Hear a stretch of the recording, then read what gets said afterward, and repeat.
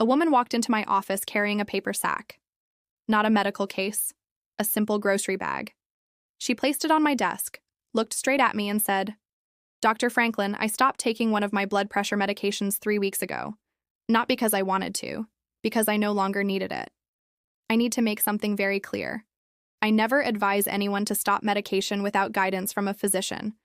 But what happened afterward caught my full attention." I opened her medical file. Her blood pressure numbers during those previous 3 weeks were the strongest readings I had seen from her in 6 years. Stable, consistent, better than when she was still taking the complete prescription dose. Then I looked inside the grocery bag. There were 5 foods inside. Nothing unusual, no expensive supplements, no prescription products, no powders pretending to be medicine. Just ordinary foods supported by clinical evidence. Foods her body appeared to respond to in a powerful way. She was 74 years old.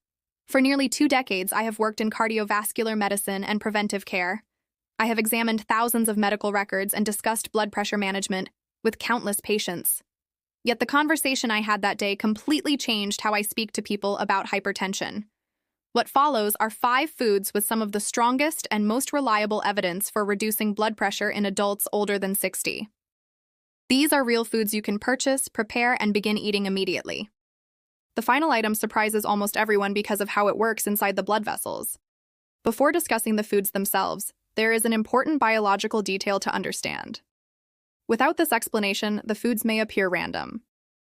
Once the mechanism becomes clear, every recommendation begins to make sense. Blood pressure is more than a number displayed on a monitor. It represents force. Specifically, the amount of force required for the heart to push blood throughout the arteries and blood vessels. That force depends heavily on one critical factor: the condition of the endothelium. The endothelium is the delicate inner lining of the blood vessels. It is only 1 cell thick. Thousands of those layers could be stacked together and still remain nearly invisible to the naked eye. Yet this microscopic structure may be one of the most important tissues in the cardiovascular system. When the endothelium functions properly, it produces a molecule called nitric oxide. Nitric oxide acts almost like the body's own natural blood pressure treatment. It signals the muscular walls inside the arteries to loosen and widen. As those walls relax, resistance against blood flow decreases. When resistance falls, blood pressure drops naturally, without pharmaceutical intervention. The problem is that endothelial performance declines after the age of 60. The cells generate less nitric oxide. Inflammation affects them more aggressively. Decades of dietary habits, oxidative stress, and hormonal changes gradually damage that thin inner lining. As the endothelium weakens, arteries become stiffer, tighter, and less flexible. The heart senses the increased resistance and begins pumping harder. Blood pressure readings rise. Another medication is often added. What many people are never told is this: the endothelium is not permanent or unchangeable. It responds to conditions around it. Under the right circumstances, meaningful recovery is possible even after 60, after 70, even after years of poor dietary patterns. The 5 foods in this discussion work mainly by supporting the endothelium. Some provide the building blocks needed for nitric oxide production. Others reduce inflammation that interferes with that process. Some directly help blood vessels relax. That is the real objective. Food number 1 is beetroot. Think about the last time you ate a beet. Many people answer never, or perhaps not since childhood. That means one of the most powerful cardiovascular foods in the produce department is being completely ignored. Beetroot stands at the top of this list because the clinical evidence behind it is exceptionally strong. Beets contain extremely high amounts of dietary nitrate. This is not the processed nitrate associated with packaged meats. It is natural dietary nitrate, the kind the body is designed to convert and use efficiently. After beetroot is eaten, bacteria inside the saliva begin transforming the nitrate into nitrite. In the acidic environment of the stomach, nitrite then changes into nitric oxide. Consider what that means. A food enters the body. Natural biological processes transform it. The final result is the exact molecule the damaged endothelium struggles to create on its own. In effect, the arteries receive a secondary pathway for nitric oxide production. A major study conducted by Queen Mary University of London examined people with elevated blood pressure who consumed 250 milliliters of beetroot juice daily, approximately 1 cup. Within 24 hours, systolic pressure dropped by nearly 8 millimeters of mercury on average. After 4 weeks of continued intake, the improvement remained. Endothelial performance improved measurably. Arterial stiffness decreased as well.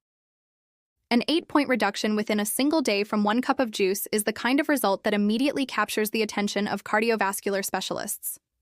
There are several ways to include beetroot in the diet. Beet juice is the most researched version, though whole roasted beets are also effective. They can be shredded raw into salads, blended into smoothies with apple and ginger, or roasted with olive oil and served during dinner. For people who dislike the earthy flavor at first, combining beetroot with citrus or carrot juice often makes the taste milder. One important note should be mentioned. Beets can temporarily turn urine or stool red or pink. This harmless effect is called beeturia, though it surprises people unfamiliar with it. If it becomes uncomfortable, reducing the amount temporarily and increasing it gradually can help. Food number 2 is dark leafy greens. Most people already know that spinach, kale, Swiss chard, and collard greens are considered healthy. The phrase "eat your greens" has become so common that many people stop paying attention to it. But there is a specific reason these vegetables matter for blood pressure regulation. Dark leafy greens are among the richest dietary sources of magnesium available. Magnesium plays a major role in controlling blood pressure, yet its importance is often overlooked. Inside the muscular walls of the arteries, contraction and relaxation depend on a balance between calcium and magnesium. Calcium promotes tightening. Magnesium promotes relaxation. When both minerals remain balanced, blood vessels maintain healthy flexibility and proper tone. But when magnesium becomes insufficient, arterial muscles remain more contracted than they should. The result is greater resistance, higher pressure, and increased strain on the heart. Research suggests that nearly 70% of adults older than 60 in Western nations experience some level of magnesium insufficiency. A large meta-analysis published in the European Journal of Clinical Nutrition reviewed 34 separate studies involving nearly 2,500 participants. The findings showed that magnesium supplementation lowered systolic blood pressure by roughly 3 to 4 points and reduced diastolic pressure by approximately 2 to 3 points. Those blood pressure improvements came from magnesium supplements alone.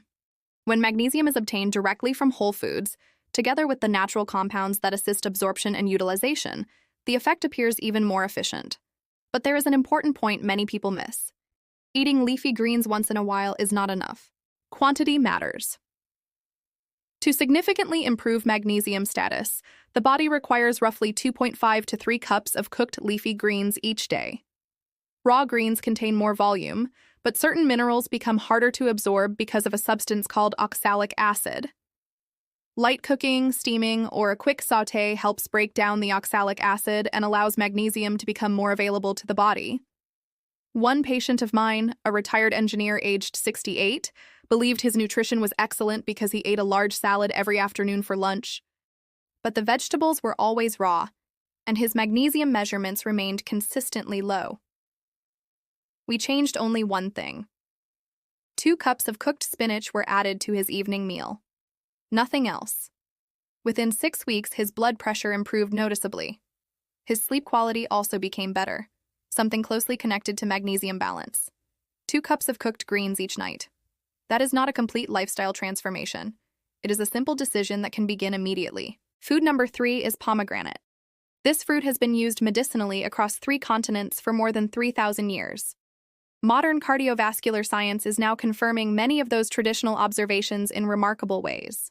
Most people think of pomegranate as a decorative topping for salads or as an expensive juice sitting on supermarket shelves.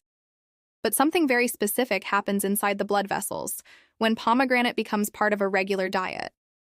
Pomegranate contains one of the highest concentrations of polyphenols ever identified in a thoroughly studied food source.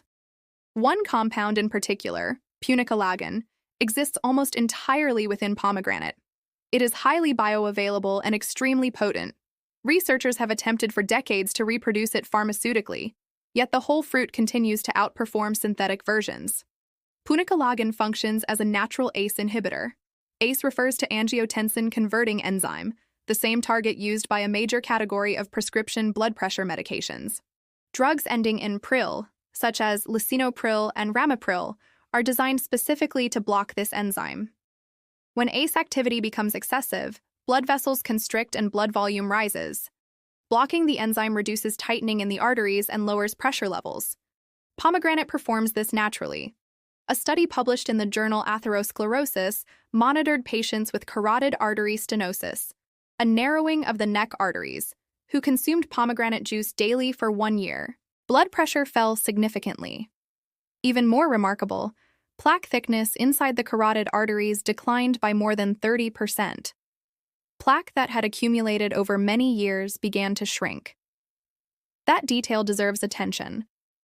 Not merely lower pressure readings, but measurable structural improvement inside the arteries after 1 year from a food source.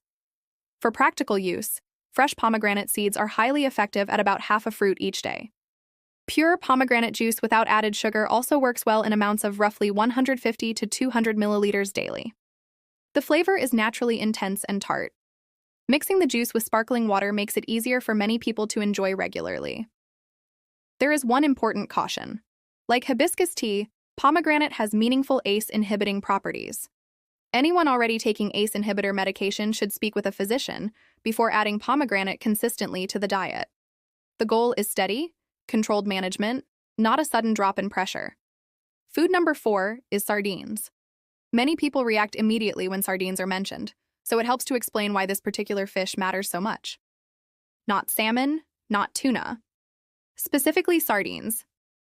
After the age of 60, one of the main causes behind rising blood pressure is arterial stiffness. Earlier, arterial stiffness was mentioned briefly. Here it becomes especially important because this is where sardines stand apart from many other foods. Clinically, arterial stiffness is measured through pulse wave velocity. In simple terms, it measures how rapidly pressure waves travel through the arteries. The faster the wave moves, the stiffer the vessels are. The stiffer the vessels become, the harder the heart must work. Among all nutritional compounds studied in older adults, omega-3 fatty acids, specifically EPA and DHA, show some of the strongest evidence for improving arterial flexibility. Plant-based omega-3 sources like flaxseed do not work the same way. After 60, the body converts plant omega-3s inefficiently. The marine form, EPA and DHA, is already pre-formed and ready for use. So, why sardines instead of salmon? There are 3 reasons. First, sardines are consumed whole, including the small edible bones. Those bones provide highly absorbable calcium and phosphorus in a form and balance beneficial for both skeletal and vascular health. Second, sardines are among the lowest mercury fish available. Because they are small, short-lived, and feed mainly on plankton rather than other fish, they accumulate far fewer heavy metals than large predatory species. This becomes extremely important for people eating seafood multiple times each week. Third, sardines contain exceptionally high amounts of EPA and DHA for their size. A single 100-gram serving supplies more than 1,500 milligrams of combined EPA and DHA. Most cardiovascular studies use a therapeutic target between 1,000 and 2,000 milligrams daily. One small tin of sardines reaches that range immediately. Research published in the American Journal of Hypertension showed that regular intake of fish rich in EPA and DHA reduced systolic pressure by roughly 4 to 5 points in individuals with hypertension. The benefits were even greater among older adults and those starting with higher baseline pressure. There are several practical ways to prepare them. Sardines packed in olive oil can be drained and served over whole grain crackers with mustard and cucumber slices. They can be mashed onto sourdough toast with lemon juice and capers. They can also be mixed into tomato sauce and served with pasta. Once people stop viewing sardines as a difficult standalone food and begin treating them as a flavor ingredient, they become surprisingly versatile. The research supports a target of 2 to 3 servings each week. Start with 1 serving this week and experiment until you find a preparation method you genuinely enjoy. The cardiovascular benefit is substantial enough to make the effort worthwhile. Food number 5 is the one most people never expect. Dark chocolate. This is not a symbolic reward at the end of a health discussion. It is not a cheat meal disguised as wellness advice. Dark chocolate is one of the most extensively researched cardiovascular foods in nutritional medicine, supported by more than 140 randomized controlled trials. That is more clinical investigation than many pharmaceutical compounds receive before approval. The active compounds inside dark chocolate are called cocoa flavanols, especially one known as epicatechin. Epicatechin has a direct effect on the endothelium, the delicate one-cell thick lining inside blood vessels discussed earlier. It activates ENOS, endothelial nitric oxide synthase, the exact enzyme responsible for producing nitric oxide within artery walls. Nitric oxide is the same compound responsible for relaxing arteries and lowering pressure inside the vascular system. Epicatechin works differently from beetroot. Beetroot provides the raw material needed to create nitric oxide.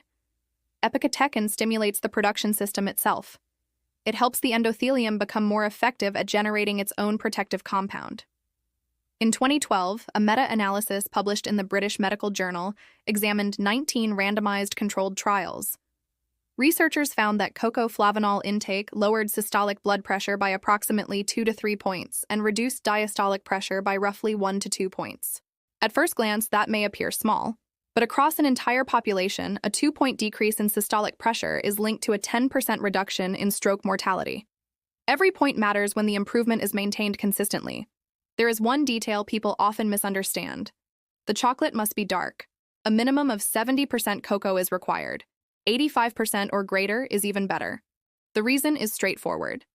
Milk chocolate contains enough sugar and dairy to significantly reduce the activity of the flavanols, weakening the cardiovascular effect. Dutch processed cocoa presents another issue. The alkaline treatment used during manufacturing destroys a substantial portion of the flavanol content. The goal is minimally processed dark chocolate with a high cocoa percentage. Check the ingredient list carefully. Cocoa or cacao should appear first. Most clinical studies use a daily amount between 10 and 20 grams. That equals roughly 2 to 3 pieces from a standard dark chocolate bar. This is not permission for unlimited chocolate consumption. It is a measured daily serving, designed to provide beneficial flavanols, without adding excessive sugar or calories. One recommendation I often enjoy giving to patients who associate healthy eating with constant restriction is simple. 2 squares of 85% dark chocolate after dinner. Not as indulgence, as therapy. The reaction on their faces changes immediately. Now, it is important to step away from the science briefly because there is a larger issue underneath all of this. Many people spend years managing blood pressure, attending appointments regularly, and following medication instructions carefully without ever hearing conversations like this one. That does not happen because physicians are indifferent. Most doctors care deeply about their patients. The problem is that modern appointments are structured around immediate treatment rather than long-term prevention. A patient arrives, the numbers are elevated, medication gets adjusted. The visit ends. There is rarely enough time to explain endothelial biology or discuss how pomegranate influences ACE enzyme activity. That gap exists, and it affects real people. The woman with the grocery bag from earlier had not received poor medical care. Her physicians were attentive and capable. What she lacked was this specific layer of understanding, the connection between the food on her plate and the behavior of her arteries at the cellular level. Once she learned that connection, she applied it consistently over months. Her body responded exactly as the research predicted. That is the objective here. Not a dramatic change in 2 weeks. Not abandoning medication prescribed by a physician. The goal is a gradual, informed, steady improvement in daily food choices. The kind of biological change that builds quietly over time until the results become impossible to ignore. Here is the complete 5-food strategy. Beetroot. Half a cup of beet juice or 1 medium roasted beet several times weekly while working toward daily intake. Its function is supplying dietary nitrate that converts into nitric oxide within the bloodstream, helping arteries widen and relax within hours. Cooked dark leafy greens. 2 cups daily of cooked spinach, kale, Swiss chard, or collard greens. Their role is restoring magnesium levels that regulate the calcium-magnesium balance inside arterial muscle, allowing blood vessels to loosen naturally. Pomegranate. Half of a fresh fruit or 150 milliliters of pure juice every day. Punicolagon reduces ACE enzyme activity through the same biological pathway targeted by major blood pressure medications, decreasing arterial constriction. Sardines. A minimum of 2 to 3 servings weekly. EPA and DHA improve arterial flexibility, reduce pulse wave velocity, and produce anti-inflammatory effects directly inside endothelial tissue, especially important after the age of 60. Dark chocolate. 10 to 20 grams each day containing at least 70% cocoa. Cocoflavanols activate endothelial nitric oxide synthase directly, increasing the blood vessel lining's ability to produce its own pressure-lowering nitric oxide. Together, these 5 foods target blood pressure through 5 separate biological mechanisms at the same time. They do not duplicate one another. They complement each other. Each supports the others in ways no individual food or single medication can fully reproduce alone. Before moving on with your day, do one simple thing. Open the Notes application on your phone. Write down one of these foods, only one. Choose the option that feels easiest to begin with, the one requiring the smallest adjustment to your current routine. This week, begin there. Next week, add another, then another. By the end of 1 month, all 5 can become part of your regular routine without turning your life upside down. That is how lasting change usually happens. Not through massive overnight transformation, but through repeated small decisions made consistently. There is one thought that has remained with me throughout years of working in this field. High blood pressure is often called the silent killer, not because it cannot be treated. In reality, it is one of the most manageable conditions in modern medicine. It earned that name because people often approach it silently. They react to numbers during appointments. Medications change. Yet many never truly understand what is happening inside their own body, or how much influence they have through ordinary choices made in their own kitchen. The silence is the danger, not the pressure itself. The woman carrying the grocery bag ended that silence for herself. She asked questions. She studied the evidence. She changed 5 things. Over time, her arteries, which had spent years becoming thicker and less flexible under inflammation and poor nutrition, slowly began responding in measurable ways. Now you understand what she learned. The endothelium is not fixed. It is living tissue, responsive, adaptable. Every meal moves it in one direction or another. Tonight, make one different choice. Not perfection, not instant transformation, just one better decision. Start with a single food from this list. Prepare it tonight. Pay attention to how it fits into your routine and continue building from there. Your arteries remain invisible most of the time. You cannot see them working. You rarely feel them directly. Yet every hour, every single day, they continue sustaining your life quietly in the background. Give them something useful to work with. Everything discussed here reflects general health education based on peer-reviewed cardiovascular research and preventive medicine experience. It should not replace individualized medical guidance. Do not change, reduce, or stop prescribed medication without first speaking to your physician. Bring this information to your next appointment and discuss it openly. The strongest outcomes I have seen always came from patients who stayed informed, involved, and closely connected with their medical team. If this information helped you, share it with someone who may benefit from understanding what is happening inside their arteries before symptoms appear. Please leave your thoughts about this content in the comments below. Thanks for watching. See you in the next one.